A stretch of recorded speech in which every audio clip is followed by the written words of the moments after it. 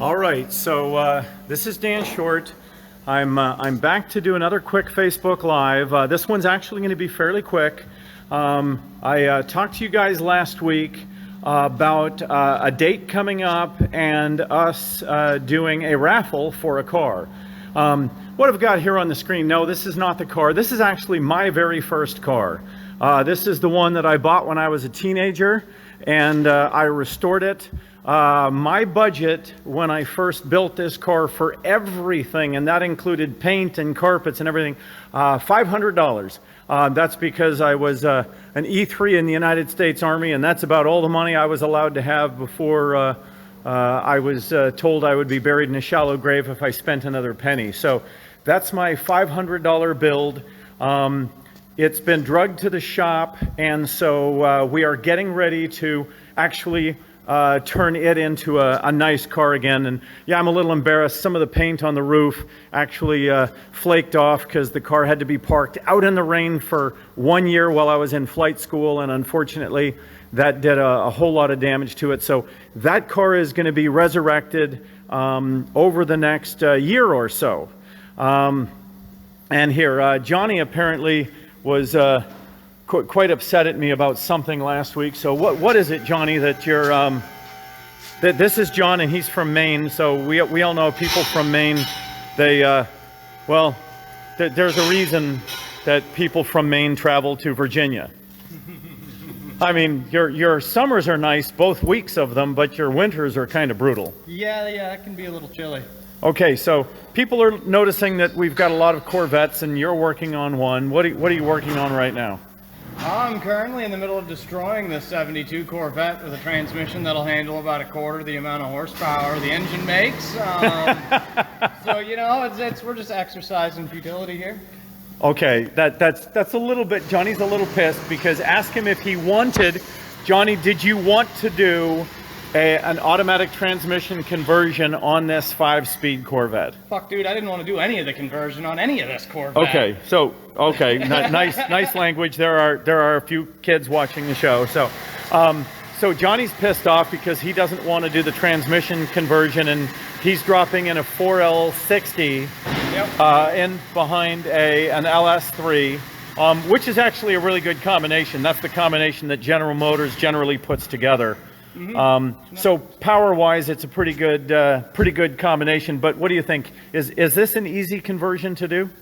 It's a little tight in some places. As far as fitment goes, it's a little snug on the underside of the car. Okay. Which is definitely cause for some complaint. But other than that, it's the tight fit coupled with we're overpowering the transmission by about 10-20% somewhere. Well, it means you can't beat the snot out of this car because the transmission will be the weak point. Right. Yeah, and that's, look, there's always a weak point in a car, and as a rule, the LS3s are not a weak point in almost anything, right? Right. It's either going to be the transmission or the differential. Yep. So Johnny, I haven't seen wrenches flying around the shop, so I'm going to assume that you're actually not hating it that much. Would I be correct or no? Not that much. Okay, so we're going to let you get back to work, and you know, I noticed that there's a whole lot of stuff just sort of hanging loose from the bottom of the car. So sorry, we don't need any of that stuff. Oh, this is just spare stuff. Okay, so John's probably going to go ahead and just cut all these spare things off the bottom of the car. I will too. Yeah, he will. And this is the beautiful piece of artwork that he pulled out of the car, and I kind of get it. I understand why it's tough pulling a 5-speed out and stuffing a 4-speed automatic in. But thank you, Johnny. I'm going to let you get back to work. No surprise, it's a Corvette. Here I've got Chris doing the alignment on a C2. Let me see if Chris is pissed off. Chris, are we angry today? You know how much I love these 63s. Okay. All right. We're just going to let that one go. Push the issue a little bit. No, because okay, I should leave him alone. Okay, I'm going to leave Chris alone. He's not having a great day. And just to prove to you folks that we do other goofy things besides Corvettes, here's a 1954, and yes, we are going to improve the paint and appearance of this vehicle.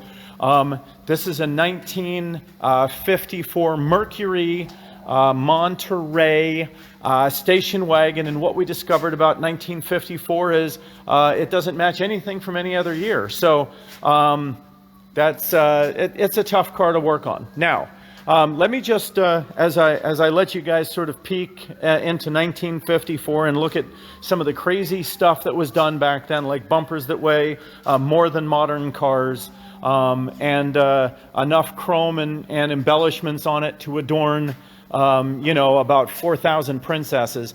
Let me just tell you that we're on November 14th, and the only reason I'm not ready to do it now, that it's taking this long, is in order to do a raffle in the state of Virginia, apparently it requires more paperwork than it does to run for the presidency of the United States and the governor put together. So we are working with attorneys on all that paperwork, but we should be ready on the 14th, which is next Saturday, and we're going to tell you what car we're going to raffle off, why we're going to raffle it off, and what the story is. But I'm going to give you a hint, and this hint could actually help you win the car. The hint is that something very, very significant happened on November 14th.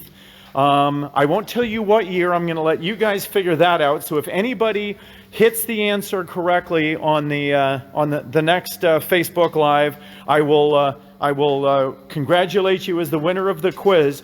But on November 14th, on a year in our history, in New York, a very, very, well, as far as I'm concerned, it was a day that changed the United States of America forever. It was one of the most significant dates in our history, and that's why we're going to announce the car and the raffle on November 14th. And it's Chris's birthday. Well, it's not because it's your birthday, but it is your birthday. Okay. So we're going to announce it on November 14th, and we're going to award the car on November 14th of 2021. So it's going to be a one-year build. We're going to let you follow the build. We're going to let you follow us on Route 66 with more hints on how to win the car. It's going to be a combination of a raffle and an Easter egg hunt, where you're going to have opportunities to win the car just through amazing knowledge of history and a whole bunch of other stuff. So that's it, folks. Nothing really else to talk about on this Facebook Live. I'll just give you, hey, Tim McKnight says, happy birthday, Chris. Alan, thank you for the kind words. Jeff, yeah, the show was kind of bittersweet for us. There are days I actually miss it. Good day from Australia, Queensland, Australia. Only been to Australia once. I got to tell you, an amazing, amazing continent, country, and island all at the same time. William, the Statue of Liberty was done being built. No, William, although that very well may be true, it may have been finished on November 14th. That is not the thing that I'm talking about. So I will.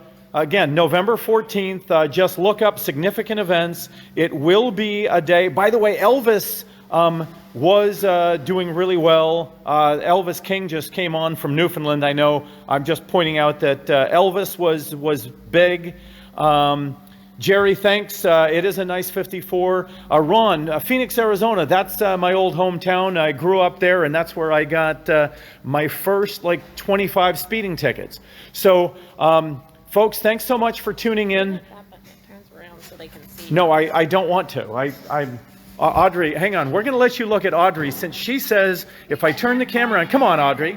Okay, this is Audrey, and we're just going to chase her through the shop because she wants. We don't have a show. This is why we don't, because we piss Audrey off. Okay, so go ahead, say something. Say something. No, because there are children watching. Okay, say something that children can hear. Go to school. Chris, you were picking your ear at the time that I pointed the car at you. There's a mosquito back there tearing my, you know what up. So. Okay, all right. So again, look, guys, I am humbled and honored by all the comments we see. For those of you who didn't get a chance, we did a 1-hour panel, a SEMA live panel today, SEMA 360. I don't know all the details on how to get on it. Do you know, Audrey, how do they go see the SEMA panel? You have to go onto SEMA360.com and you have to register so that you can view all the stuff that they offered for SEMA. Okay, lots of cool stuff. And for those of you, we've talked about SEMA in the past. If you haven't been to SEMA, what do you think, Audrey? Is it a bucket list thing that everyone should do at least once?